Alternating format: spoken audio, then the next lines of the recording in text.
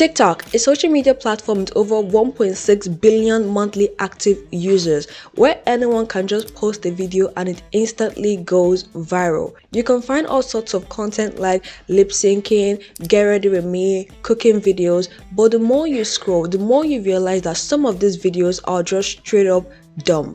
You know the saying common sense isn't common? Yeah, well, TikTok is a living proof of that. People are literally taping their mouth just because some random influencer told them that it can prevent wrinkles and they'll wake up looking flawless. We have reached an era where basic logic has to be repackaged with Gen Alpha brain rot slangs and trending songs just for people to pay attention to it. This is the TikTokification of common sense. With that being said, let's get into it. Where should I start from? The Stanley cup, an overpriced cup. That is all I can say. This cup is so expensive that the cheapest one you could get is $20.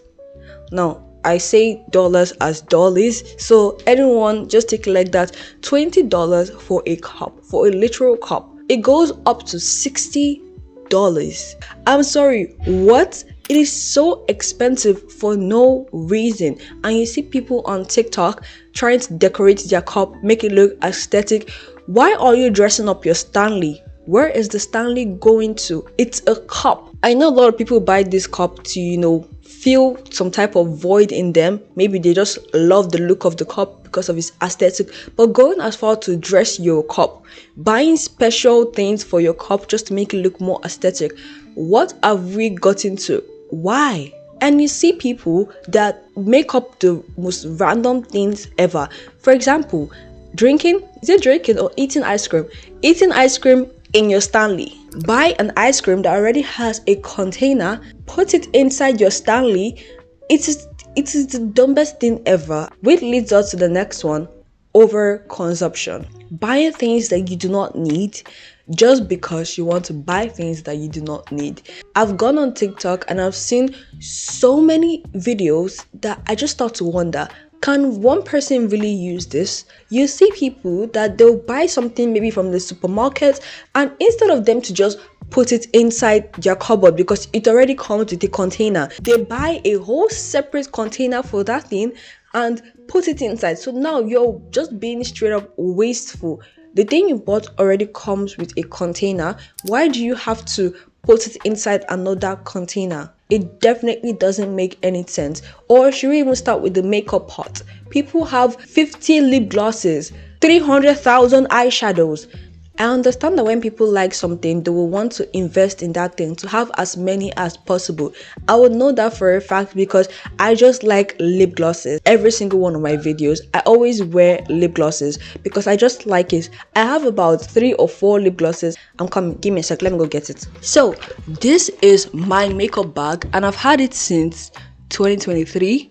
You can see it's all bust up, but I don't care. This is the makeup I've been using for about 4+ years now, and this is what I have. 4+ years. The overconsumption is really harmful. It is not good for you to overbuy things just to fill that void in you. You don't need to buy or have 100 blushes, 500,000 lip glosses. You do not need it. You do not need so many containers to fill in something that already comes with a container. Honestly, you do not need it. Even when it comes to self-care, there are people that have 50 different body lotions, perfumes, scrubs, shower gels. It doesn't make any sense. You do not need it. You're basically wasting it to an extent that it just makes me want to gag. I love self-care. I believe you should take care of yourself, glow, be shiny, feel comfortable. Not to this extent though, because it is basically wasteful. You have 50 different shower gels, one runs out and you run to the supermarket to get just that one to add it. So now you no longer have 49, you still have 50, and it doesn't make any sense. I just want to show you my shirt. So this shirt, take a look at it. It's so good. I watch anime, but I don't know if this is anime. It looks like a manga style type of art. I don't know if someone drew it or it is just anime. So if you've seen this before, you can feel free to leave it in the comment section below. I just want to know, do you watch anime? Because I watch anime. My favorite is AOT, Attack on Titans. I'm sorry. Then I also have some other favorites like Jujutsu Kaisen, Demon Slayer, Kakegurui, Kuroko no Basket. You can also recommend some animes for me to watch, and I'll try my best to check it out. Anyways, back to the video. Crumble cookie. Where do I even start from? Number one, they are extremely overpriced. I'm talking $4 for just a cookie. One cookie that will probably not change your life. A cookie that won't help you clean your house.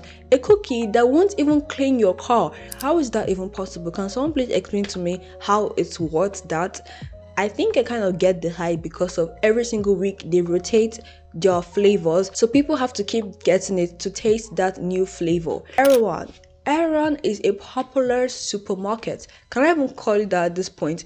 It is a grocery store, one of the most expensive grocery stores, not only in the United States, not only in the West, but in the world. I saw a girl that was reviewing ice cubes and she said, wow, it doesn't really melt so fast. And I'm like, what? Isn't ice cubes supposed to melt? The grocery store is so expensive and influencers are going there spending a minimum budget of $1,000. How is that a minimum budget? Are we living in the same world? $1,000 in a grocery store. You're supposed to come out with the entire grocery store if you're entering there with $1,000. That is a whole lot of money. And I get it. I am not an influencer. And a lot of influencers, maybe they don't really have the money, but they just want to film that video to get more people to watch because there's a shock factor in it, meaning them spending $1,000 and then calling it minimum. Which leads us to the next one, Poppi. Now, Poppi got into a bit of controversy over the past month, I believe. The Super Bowl happened and Poppi decided to send vending machines to influencers to promote Poppi. Now, when I first saw this controversy, I was quite confused. I was thinking to myself, it's just marketing, right? Why are people so mad about it? Until I noticed one particular key point. So yes, I was wrong at first because I was thinking, okay, the influencers get to keep the vending machine, right? No, they don't. Immediately after the Super Bowl, they have to send it back to Poppi. And allegedly, those vending machines cost about 25,000. What kind of dollar is that? Oh, $25,000 to make, and allegedly it takes about $1,000 to move from Poppi's headquarters to the influencer's house. Let's talk about underconsumption. Influencers have made our day-to-day life an aesthetic, meaning underconsumption, trying to buy as little as possible. Somebody, or should I say normal people's day-to-day life. I'm sorry, it's supposed to be common knowledge that you shouldn't just buy just because you want to buy.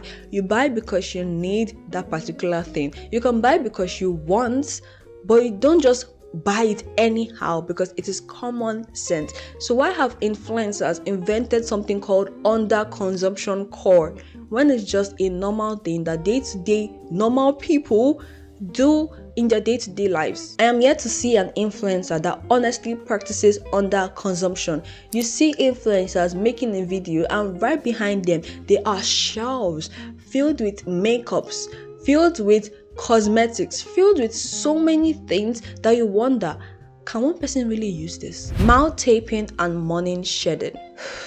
Where do I even start from? Some influencer just came online and said, hey guys, if you tape your mouth every night, when you wake up in the morning, your jaw will be more defined and it's gonna look good and all, and people fell for it. It is not a trend for you to tape your mouth, put this thingy on your jaw, put stuff here, coil your hair, and honestly, this is a very harmless trend. I do understand. Watching it, you just have to laugh and say, is this real? Who actually goes to bed looking like this every night just to wake up perfect in the morning? Alpha males, the most deranged set of people on the internet. They will literally carry a mic and buy a camera and just start talking absolutely rubbish. You'll think that what is coming out from their mouth is kind of reasonable because they went as far to buy a microphone. But no, they're even more deranged that I cannot use an animal. What else can I use? They're even more deranged than your plants because your dog is even way smarter than they are. Like this guy saying that he's a high value man just because he's 6'4". Modern day women just don't qualify for the top tier men, and that is the truth. You believe you're a top tier man? By what standard? I'm 6'4", only about 8% of the entire.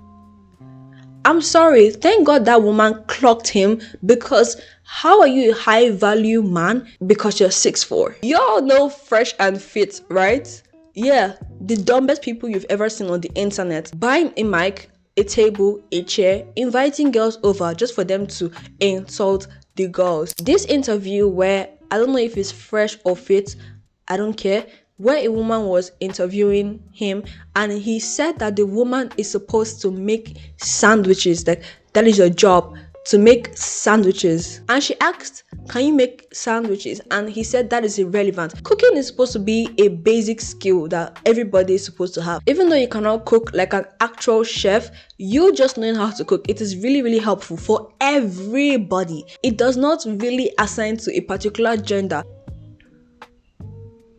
And I was really surprised when I saw a woman go on one of these podcasts and say that when a man cheats, it's not the same thing as when a woman cheats. When a woman cheats, it is the same thing as when a man cheats. When a man cheats, it's the same thing as when a woman cheats. Equality. I think that people who sell these microphones, whenever you see someone come in, ask them, what exactly do you want to use that microphone for? Because if they want to use it for a podcast, don't give it to them, especially if they're alpha males. Now, I just have to add this one because it's funny. Mad Lewis and her boyfriend saying that they earn just $4,000 an hour. Just $4,000? Do you want more?